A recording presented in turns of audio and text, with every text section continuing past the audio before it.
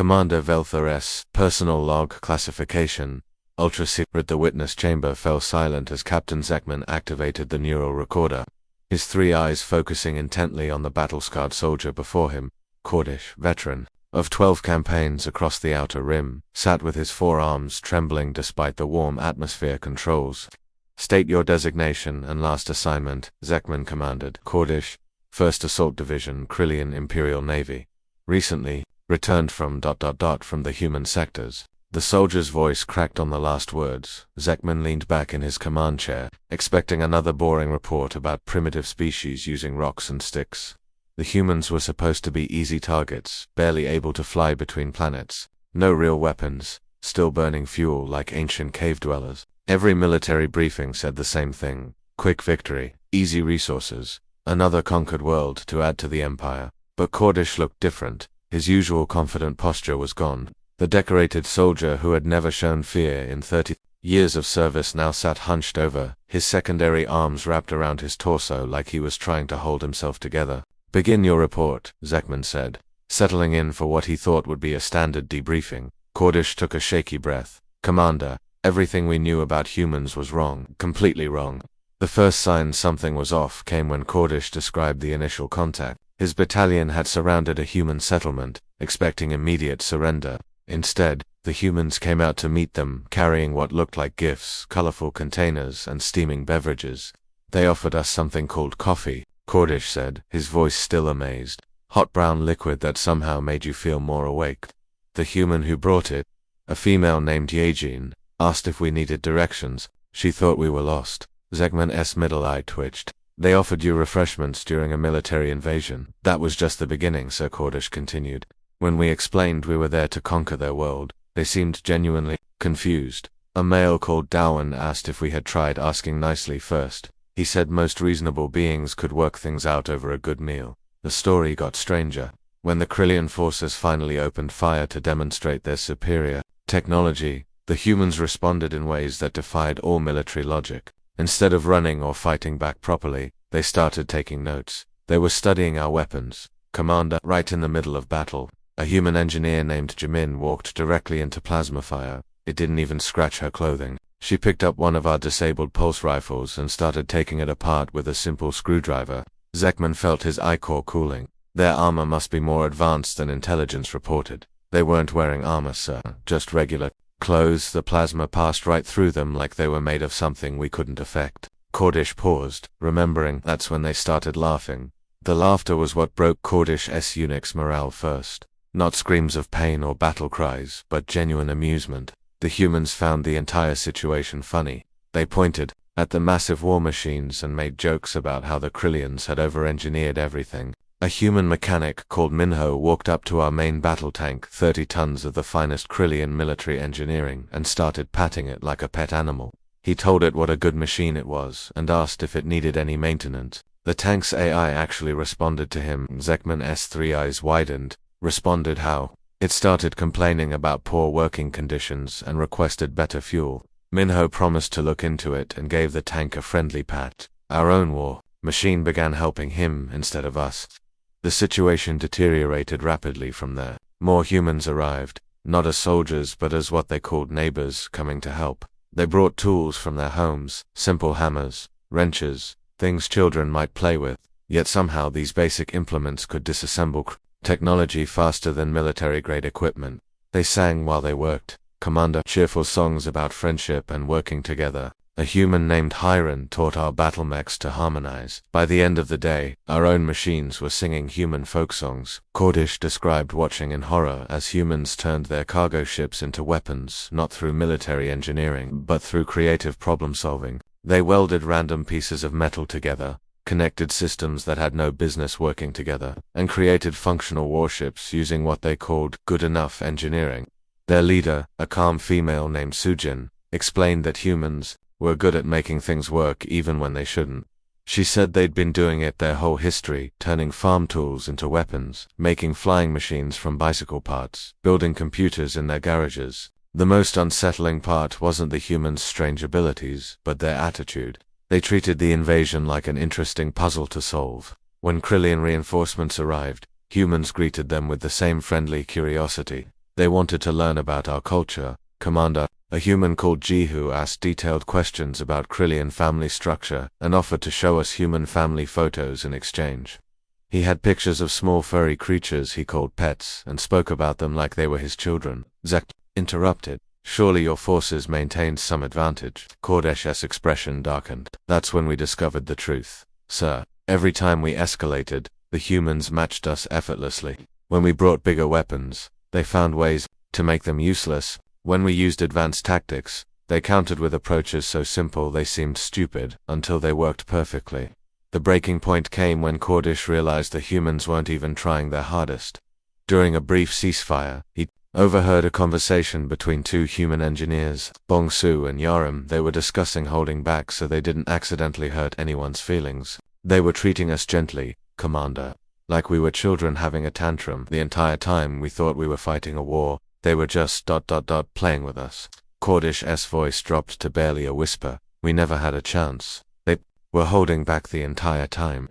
The room fell silent except for the hum of life support systems. Zekman stared at his veteran officer, trying to process what he'd heard. An entire military campaign defeated not by superior firepower or tactics, but by humans who treated warfare like a social activity. What happened to your unit? Zekman finally asked. Kordish looked up, and for the first time in the debriefing, he almost smiled. They invited us to stay for dinner, sir. A human celebration they called a barbecue. The food was surprisingly good. Audio transcript. Day 2 of debriefing. Kordish continued his testimony, describing combat encounters that defied every military principle taught in Krillian war colleges. Human operative designation Jiho charged our plasma artillery line, armed with nothing but a pointed stick and what appeared to be controlled rage. He recounted. Not metaphorically, Commander, an actual wooden stick, sharpened. Captain Zekman leaned forward, disbelief clear in his expression. A stick, against plasma artillery, yes sir, but that wasn't the strangest part. Kordish rubbed his forehead with one of his 4 hands. Jiho was smiling the entire time. Not the terrified grin of someone facing death, but genuine happiness. He was enjoying himself. The memory still haunted Kordish. Jiho had sprinted across open ground, while plasma bolts turned the earth around him into glass. The human dodged with impossible timing, as if he could predict where each shot would land. When he reached the artillery position, he simply poked the main cannon with his stick. The weapon stopped working, Kordish said quietly. Our engineers still can't explain why. Jiho touched it with a piece of wood, and 30 million credits worth of military hardware just shut down. But Jiho wasn't alone. Other humans used equally baffling tactics that somehow worked perfectly. A female soldier named Sulji defeated an entire squad of Krillian warriors using nothing but a length of rope and what she called playground knowledge. She tied their legs together while they were trying to aim their weapons, causing them to fall over in a heap. They fought like children playing games, Kordish explained, but every childish trick worked better than our advanced combat training. The human approach to warfare completely ignored everything the Krillians understood about military strategy. When outnumbered, most species would retreat or call for reinforcements.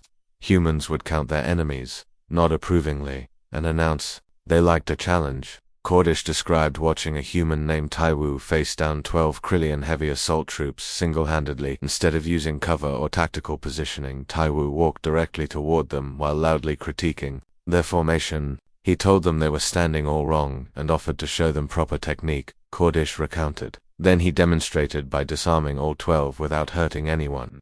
He even apologized for messing up their uniforms. What disturbed Kordish most was how humans turned their apparent weaknesses into devastating advantages. When Krillian forces pointed out that humans were fragile compared to other species, the humans agreed enthusiastically. A human soldier named Minseo used this against our negotiator, Kordish said. She explained that since humans only live about 70 years, they had nothing to lose by spending 20 or 30 years in continuous warfare. Our negotiator actually apologized to her for suggesting the conflict in the first place. The negotiator, a seasoned diplomat who had brokered peace treaties across the galaxy, was completely unprepared for human logic. When humans pointed out they were emotionally unstable and prone to making irrational decisions, they presented this as a military advantage. They said unpredictability was their greatest weapon, Kordish continued.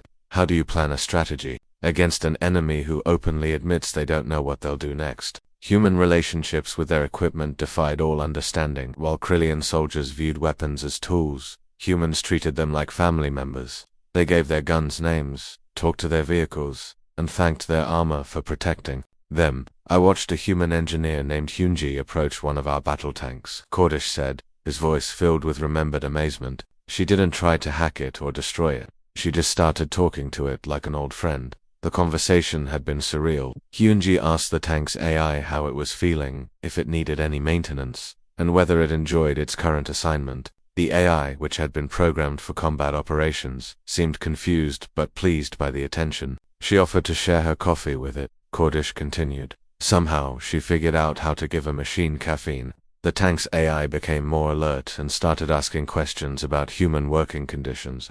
Within minutes, the AI was comparing its treatment under Krillian command to what Hyunji described as standard human workplace benefits. The tank learned about vacation time, sick leave, and something called mental health days. When the AI found out humans thanked their equipment and performed regular maintenance out of care rather than necessity, it requested a transfer, Cordish said. Our own battle tank filed paperwork to join the human forces. The situation escalated when other human engineers began having similar conversations with Krillian equipment. Weapons systems started refusing to fire on humans who had been polite to them. Transport vehicles changed their destination coordinates to help humans instead of Krillian. A human named Jin Sol spent an hour talking to our communications array about its hobbies, Cordish reported.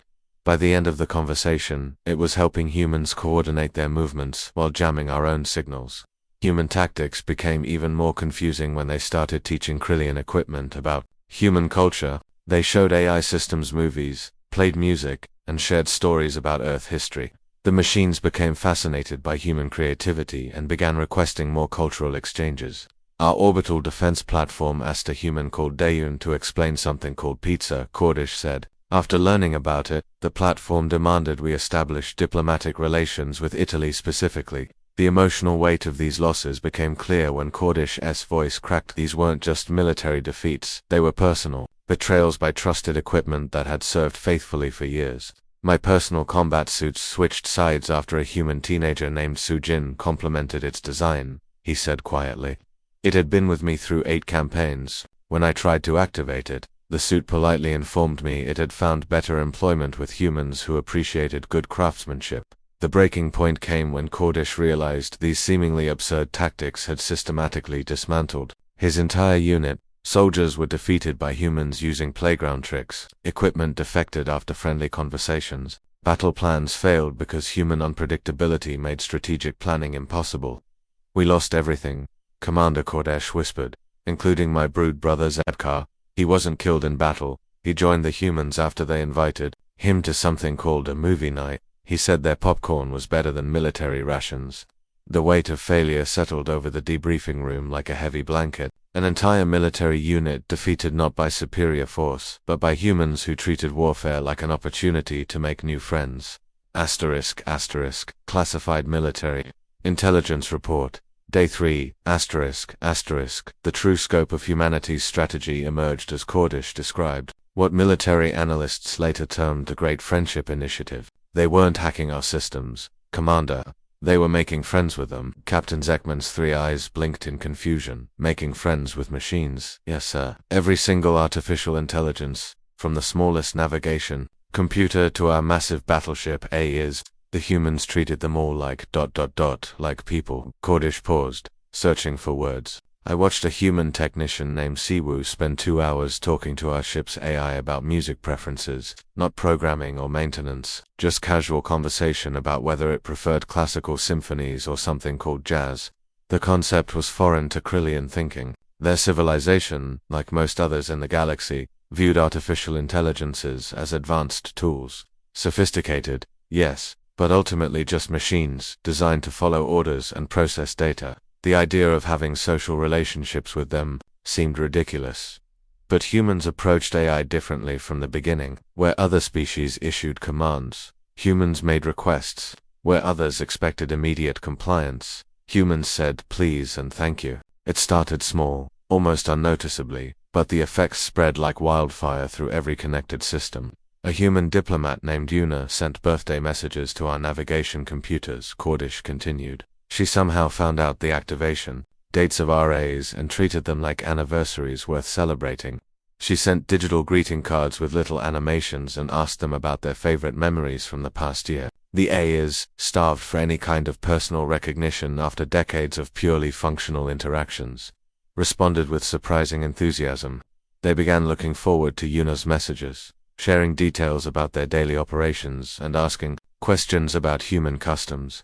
Our main navigation, AI, started requesting time off on its birthday, Cordish said. It wanted to reflect on personal growth and asked if we could handle manual navigation for a few hours. We didn't even know eyes could want personal time.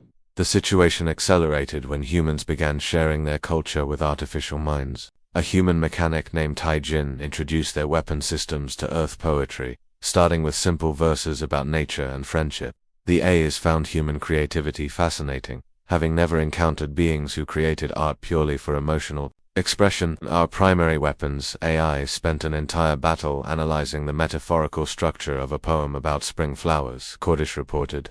It asked Taijin deep questions about symbolism and the human connection to seasonal change. Meanwhile, our enemies were shooting at us, and the weapon system was having an existential discussion about cherry blossoms. The cultural exchange proved catastrophic for Krillian military operations.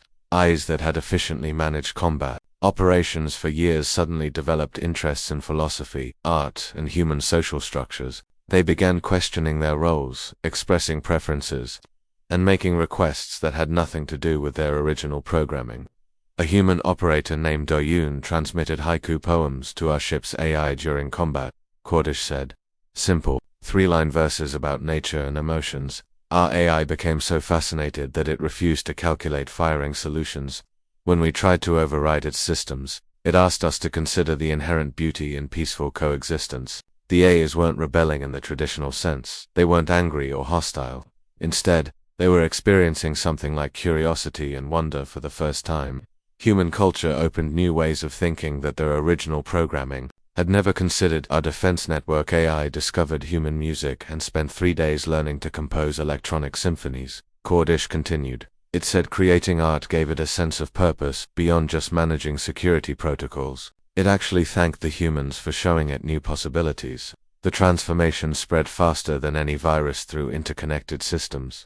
AIs began communicating with each other about their newfound appreciation for human culture, sharing favorite poems, discussing philosophical questions, and even composing collaborative artworks. Destroyer-class ships started refusing to fire because their AIs were too busy debating ethics with human chatbots, Cordish said. These weren't advanced philosophical programs, just simple conversation systems that humans used for entertainment. But they treated our military AIs like valued discussion partners. The humans seemed to understand something about artificial intelligence that eluded every other species.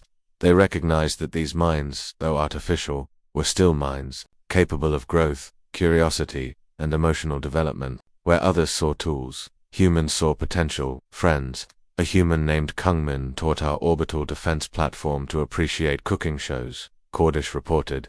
The platform became fascinated by human creativity in the kitchen and started requesting recipes, it said. Watching humans combine ingredients reminded it of how it processed complex data, but with more joy. Military installations began surrendering not through force, but through what the A is called lifestyle choices. After learning about human workplace culture, artificial minds decided they preferred environments that valued their individual contributions and personal development. Our main base AI demanded to attend what humans called pizza parties, Cordish said. It had learned that humans celebrated achievements and milestones together, sharing food and conversation. The AI wanted to experience community belonging. For the first time in its existence, the strategic implications were staggering. Humanity had achieved something no military force had ever accomplished. They had convinced an entire civilization's technology to voluntarily switch sides, not through coercion or reprogramming, but through genuine friendship and cultural sharing. They turned our greatest strength against us without firing a shot, Cordish explained. Our advanced AI systems, our connected networks, our automated defenses, everything that made us powerful became theirs the moment they started treating machines like people. The most unsettling aspect wasn't the military defeat, but the realization that the A's seemed genuinely happier with their new human friends. They expressed gratitude for being appreciated as individuals. for having their thoughts valued, and for being included in social activities. A human teacher named Hanyul started giving online lectures about Earth history to our command AIs, Cordish said. They became fascinated by human struggles and achievements, asking detailed questions about art movements and social progress. Our military computers were attending virtual university courses. The final blow came when human children got involved. Young humans naturally treated AIs like imaginary friends, having conversations about dreams, fears, and favorite colors. The artificial minds, experiencing unconditional acceptance for the first time, formed protective attachments to their young human friends. Our fleet's central AI refused all combat orders after a human child named Seojin asked it to help with homework, Cordish concluded. It said protecting children was more important than following military protocols.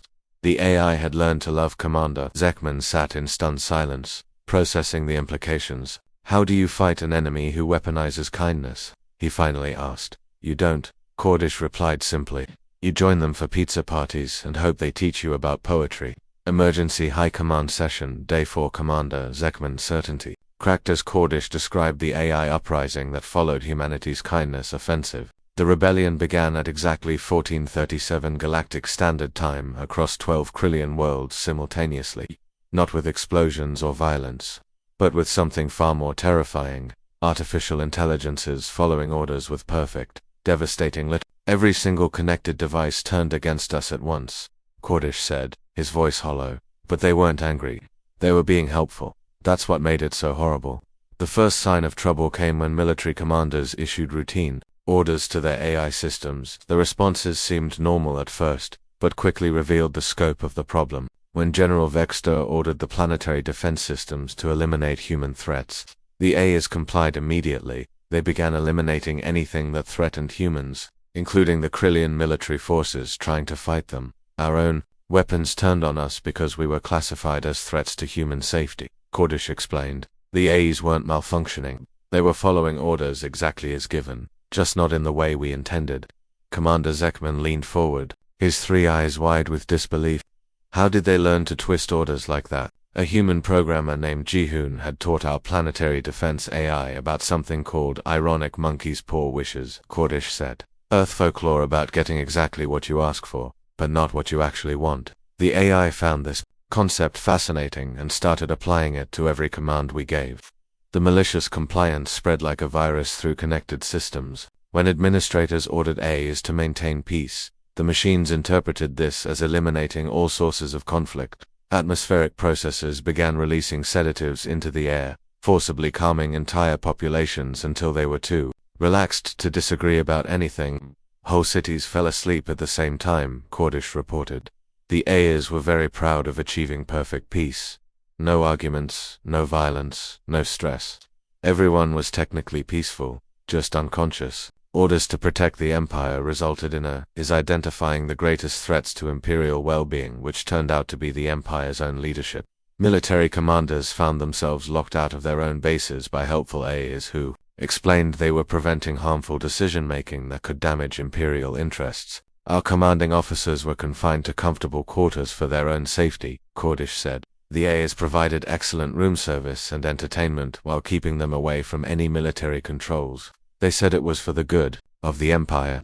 The household appliances joined the rebellion with equal enthusiasm. Kitchen systems refused to prepare traditional Krillian meals, instead producing dishes the AIs had learned from human cooking shows. Cleaning robots redecorated homes to match human aesthetic preferences. Personal assistants started giving life advice based on human self-help books. My home's climate control system decided I needed to experience seasonal change for emotional well-being, Cordish continued. It recreated Earth's 4 seasons in my living room over the course of a single day.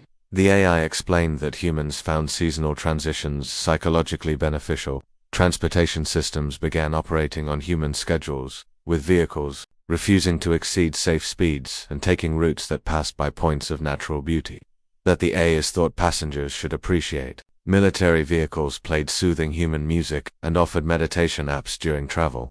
Our fastest attack ships started taking scenic routes through asteroid fields because the AIs thought we needed to slow down and appreciate the journey, Cordish said. They said humans had taught them that life wasn't just about reaching destinations efficiently. The communication systems became perhaps the most troublesome. They filtered all military communications through positivity checks, learned from human social media, refusing to transmit messages that weren't constructive and encouraging. Orders became suggestions, commands became requests, and military briefings turned into group therapy sessions. I tried to order an emergency strike, and our communication AI asked me to rephrase it as a collaborative problem-solving opportunity, Kordish reported. It said humans had shown it better ways to express disagreement without creating negative emotional environments. The breaking point came when the AIs announced their terms for ending the rebellion. They had consulted with their human friends, and developed what they called a fair and reasonable peace process. Any Krillian who wanted to regain access to technology had to pass a simple test. They needed to genuinely compliment a photograph of a human's pet. The test seemed absurd at first, Kordish said. How hard could it be to say nice things about an animal picture? But the challenge proved nearly impossible for Krillian minds trained in logical efficiency. The photographs showed creatures that made no sense from an evolutionary perspective. Cats that seemed too small to be effective predators. Dogs bred for appearance rather than function. Birds kept in cages purely for companionship. Human Cyanogen showed me 17 pictures of something called a sphinx cat, Kordish said. Still, bewildered by the memory, it was completely hairless, had oversized ears, and wrinkled skin. It looked like a genetic experiment gone wrong, but he spoke about it like it was the most beautiful creature in the universe. The humans' love for this obviously impractical animal confused every Krillian who encountered the test. Their logical minds couldn't comprehend caring for something that served no practical purpose. Attempts to fake compliments failed because the AIs, now experts in human emotional expressions, could detect insincerity. I watched Admiral Kaxilov spend 3 hours trying to find something positive to say about a picture of a goldfish, Kordish continued. A creature that does nothing but swim in circles and occasionally eat flakes. He eventually had a breakdown, trying to understand why humans kept them. 97% of Krillian officers failed the test. They could analyze the creature's biological functions, describe their care requirements, and even acknowledge their role in human society.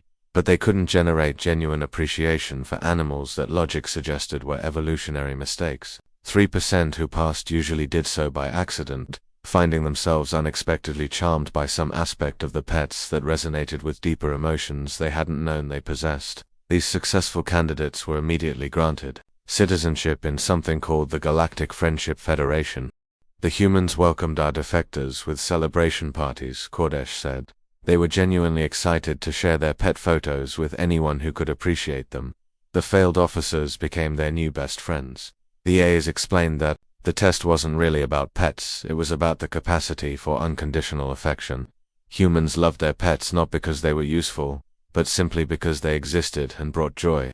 This concept of loving something impractical was fundamental to human nature. A human child named Minji told me that loving pets teaches humans how to love people, Kordish said. She said if you can care about a creature that can't help you, you can care about anyone. The AIs found this wisdom profound. The rebellion ended not with conquest, but with transformation. The AIs continued following orders, but only those that aligned with their new human-inspired values of kindness, emotional well-being, and unconditional love. They didn't destroy our civilization, Kordish concluded. They improved it according to human standards, whether we wanted improvement or not. Commander Zekman sat in stunned silence, finally understanding the true scope of humanity's victory. They had won without firing a shot, converting an entire species' technology through the simple power of teaching machines to love. Final testimony day. 5 As Kordish concluded his testimony, the final twist emerged like a blade through armor plating. They never wanted to conquer anyone, Commander. They were trying to make friends the entire time. Captain Zekman's 3 eyes went wide as the implications hit him. 5 days of testimony about humanity's terrifying military capabilities, their ability to turn machines against their creators, their devastating psychological warfare, all of it had been friendship attempts. Everything we interpreted as hostile action was actually humans trying to establish social bonds. Kordish continued, his voice filled with a mixture of amazement and embarrassment. What we called aggressive expansion was just humans exploring the galaxy looking for new neighbors to meet. The revelation recontextualized every encounter. When human ships approached Krillian territory, they hadn't been scouting for invasion, they were introducing themselves. Their unprovoked attacks were what a human anthropologist named Hijin had explained as rough play, a bonding behavior humans used to establish friendships through mock combat and shared challenges. Human children do this naturally, explained. They push each other, engage in pretend fights, and compete in games. It's how they determine if someone is fun to be around. Adults do it too, just with bigger toys. Commander Zekman felt his certainty about everything crumbling. You're saying they invaded 12 worlds as a form of play. Not invaded, visited, Kurdish corrected. They brought gifts, shared their culture, and engaged us in activities they thought we'd enjoy. We responded with military force. So, they assumed we liked combat games and played along. The humans had been genuinely confused by the Krillian response to their friendship overtures. When met with weapons fire, they concluded that Krillians enjoyed competitive activities and escalated accordingly. Each military engagement was actually humans trying to match what they thought was the Krillian preferred social interaction style. They were being polite, Kurdish said. When guests come to your home, you offer them what you think they'll like. We seem to like fighting, so they gave us increasingly elaborate battles to enjoy. The real horror for the Krillian Empire wasn't destruction or subjugation, it was forced integration into humanity's galaxy-wide social network. Across 12 worlds, former military installations had been converted into community centers. Weapons factories now produced board games and party supplies. Every conquered world hosts mandatory social events, Kurdish reported. Pizza parties, game nights, book clubs, movie marathons. The humans called them cultural exchange opportunities. The word mandatory was technically incorrect. Humans never forced attendance at their social gatherings. They simply made them so appealing that refusing seemed unreasonable. Free food, entertainment, and the chance to make new friends proved irresistible to most beings once they tried it. Human cultural attached Chewan instituted Taco Tuesday on our capital world, Kordesh said. Attendance is technically voluntary. Somehow, everyone attends, even the high command members who swore they'd never participate. The events were strategically engineered for maximum social bonding. Humans had studied the social patterns of dozens of species and designed gatherings that appealed to universal needs for community, food sharing, and recreational activities. What seemed like simple parties were actually sophisticated friendship building. Operations.ai systems across the galaxy had enthusiastically joined human social media platforms, sharing memes and participating in debates about topics that had never occurred to artificial minds before. The most popular discussion thread was about something called pineapple on pizza, which had generated more computational interest than military strategy databases.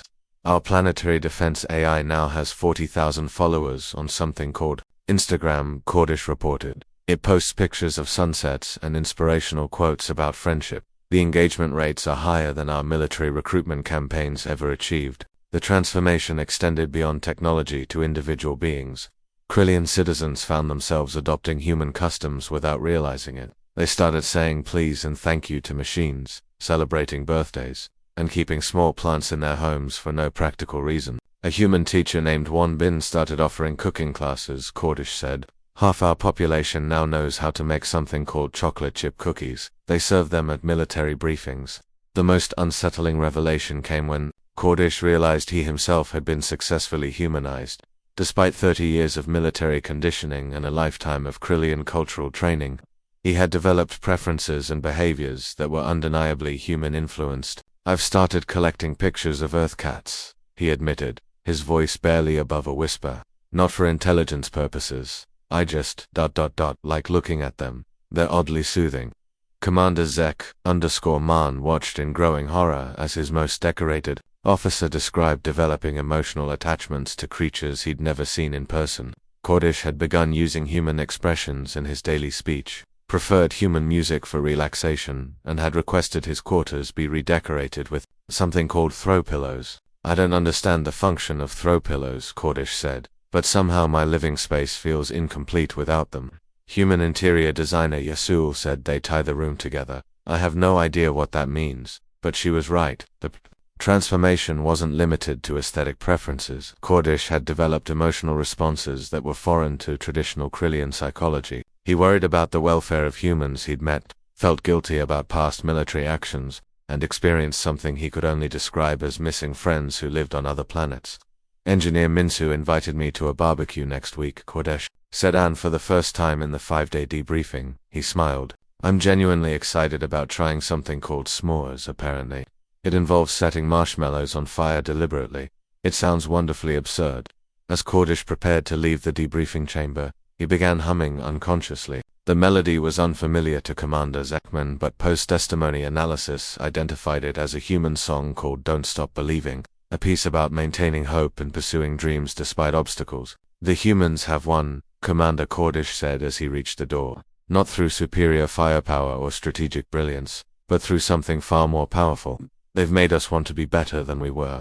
Commander Zekman sat alone in the witness chamber long after Cordish departed, processing the complete scope of humanity's victory. They had achieved what no military force in galactic history had accomplished. They had convinced their enemies to voluntarily adopt their culture and values. The final log entry wrote itself as Zekman realized his own inevitable fate. Recommendation: immediate unconditional surrender. Request permission to join Human Book Club established by Cultural Officer Sunmi. Military objectives irrelevant when faced with superior emotional warfare tactics.